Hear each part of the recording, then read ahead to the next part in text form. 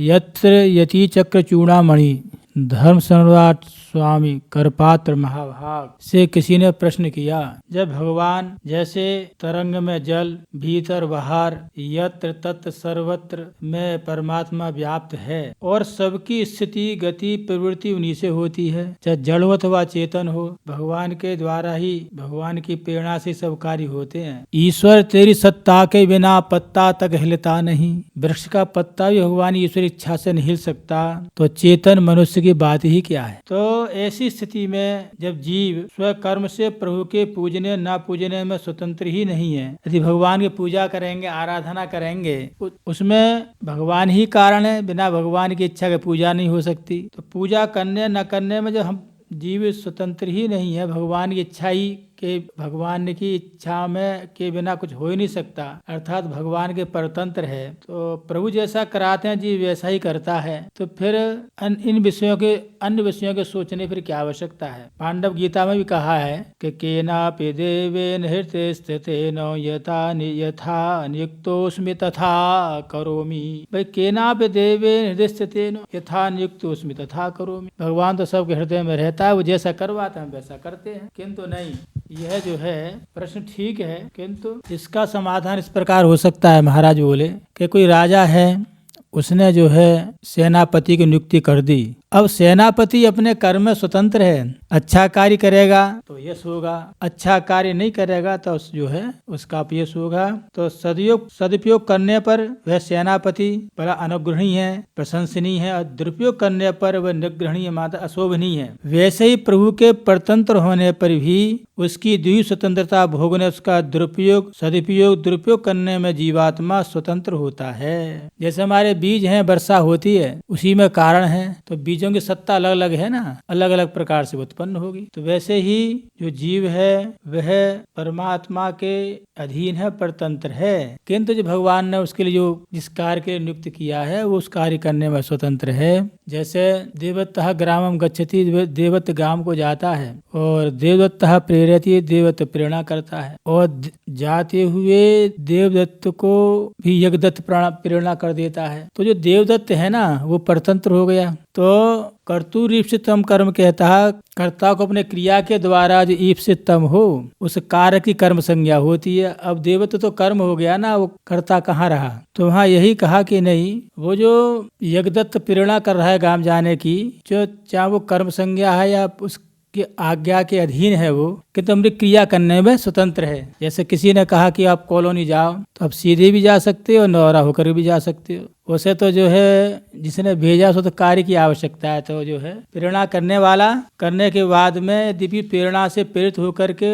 ये लगता है कि इसकी आज्ञा के अधीन है, किंतु वो कार्य करने वो जो स्वतंत्र माना जाता है। तो इसीलिए जैसे कोई पठन शक्ति संपन्न है, स्वतः प्रवृत्त अध्यापक प्रेरणा करता है, पढ़ने वाला विद्यार्थी है उसको प्रेरणा करेगा तो अच्छा पढ़ेगा, और जिसने ठानी रखी है कि मुझे पढ़ना ही नहीं है, तो आप वो कितनी ही प्रेरणा करे वो पढ़ेगा नहीं, क्योंकि जो है अध्यापक के द्वारा बताया जो मार्ग है उस मार्ग में चलने वाला जो छात्र है ना वो उसमें स्वतंत्र है। यदि अध्यापक के परतंत्र है वो, किंतु अपनी क्रिया करने में स्वतंत्र है। सक्रिय सच यह प्रेषा सा प्रेषो विषयो निचः।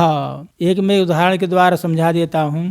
जब हमारे गुरुजी हम दक्षिणामूर्ति पढ़ते थे, तो राम सन्मुख जी जो है दक्षिणामूर्ति के प्रधानाचार्य थे, वो 40 वर्ष तक प्रधानाचार्य रहे।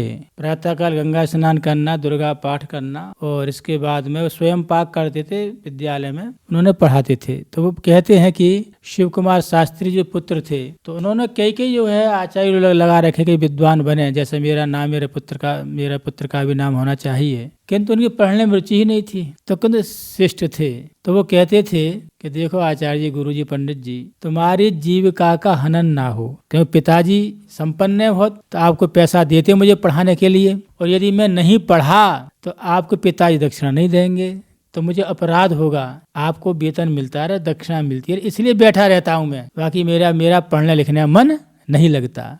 तो देखिए पिता भी हैं और तो उनके जो है पढ़ाने वाले भी हैं, कितने परतंत्र हैं वो, किंतु पढ़ने की क्रिया में तो स्वयं स्वतंत्र है ना। ऐसे ही भगवान ने जब आपका जन्म बुद्धिन्द्रिय मनः प्राणान जनानाम प्रभु मात्रार्थम च व्यवहार्थम च मात्रार्थम च व्यवहार्थम च आत्मने कल्पनाय च। जब जीव प्रलय के बाद में भगवान के कोख में बेहोश पड़ा हुआ था और उनके उदर के अंदर ही आनंद ले रहा था, तो भगवान ने इच्छा की एक को हम बहुत से आमा, एक से बहुत हो जाऊं। तो जीव ने ये प्रार्थना की, महाराज यहाँ जो है सब आपके जो उदर में आनंद ले रहे हैं, संसार में आप जो है क्यों हमारे लिए जो है जन्म की इच्छा रखते हैं।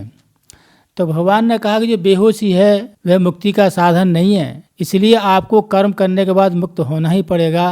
जैसे कोई व्यक्ति कैंसर से पीड़ित है, बहुत दर्द हो रहा है, तो उसके लिए जो है दर्द निवारक इंजेक्शन लगा करके औषधि दे करके कुछ देर को राहत मिल सकती है, किंतु उससे जो है कैंसर की निवृत्ति हो जाए हमेशा हमेशा के लिए संभव नहीं। तो भगवान ने यही कहा कि नहीं, तुमको जो है संसार में धर्म अर्थ काम मोक्ष के द्वारा ही मुझको प्राप्त कर सकते हो। धर्म है, अर्थ है, काम, और यहाँ मेरे उदर में मेरे में निवास कर रहे हो, किंतु बिना कर्म के मुझे प्राप्त नहीं कर सकते। तो बुद्धि इंद्रिय मन प्राणान, बुद्धि इंद्रिय मन प्राण जनानाम सब प्रभु, भगवान ने जो है इनको रचा, भगवान ने जो है शरीर बनाया मनुष्य का, और बुद्धि इंद्रिय मन प्राण उसके शरीर दे दिए कि इससे अपना काम करो। तो इससे करना क्या है कि मात्रार्थम जो धर्म अर्थ काम मोक्ष चारों को प्राप्त करना है, और मुझे प्राप्त करने की प्रक्रिया यही है। तो ये कहना कि जो भगवान यत तत् सर्वज्ञ है और उसके बिना कुछ होता ही नहीं है, तो फिर धर्म कर्म करने की क्या आवश्यकता। तो जो प्रश्न किया था यति चक्र चूड़ामणि धर्मशास्त्र कृपाति महाराज से, यदि उन्होंने बहुत विशद व्याख्या की है, मैंने तो बहुत थोड़े शब्दों में आपको बताई है कि बहुत ऐसी लोग बहुत सी कुतर्क करते हैं कि जब करने कराने वाला वही है तो फिर हम क्या करें। धर्म भी वही कराता है, पाप भी वही कराता है, पुण्य भी वही कराता है, तो करने कराने वाला सब ईश्वर ही है, तो फिर हम क्यों पाप पुण्य करें। जो इच्छा होगी वो ईश्वर द्वारा हो ही रही है। तो नहीं, तो ये शब्दों ने समझा दिया। एक शिव मिश्रा है, वो कहते हैं कि दुबई में अगर हम जाते हैं तो वहाँ पर संकल्प कैसे पढ़ा जाएगा, इंडिया वाला ही संकल्प चलेगा या उसमें कुछ बदला जाएगा। वो तो क्षेत्र का देश का नाम लिया जाता है। अब भारतवर्ष में भी जो आर्यावर्त है उसका देश सीमित है, और इसके अलावा जो अन्य संकल्प बोलेंगे उसमें आर्यावर्त नहीं बोला जाएगा। तो देश है, क्षेत्र है, जिला है, वो तो उसमें संकल्प में बदलना ही पड़ेगा। भारत है तो भारत देश बोला जाएगा, और आपका अमेरिका तो अमेरिका देश बोला जाएगा। तो वो तो ऊहा करनी ही पड़ती है, उसके लिए व्याकरण तस्मात् ध्येयम् व्याकरणम, उसमें जो व्याकरण के पढ़ने की आवश्यकता पड़ती है, जब जाकर ऐसी ऊहा होती है।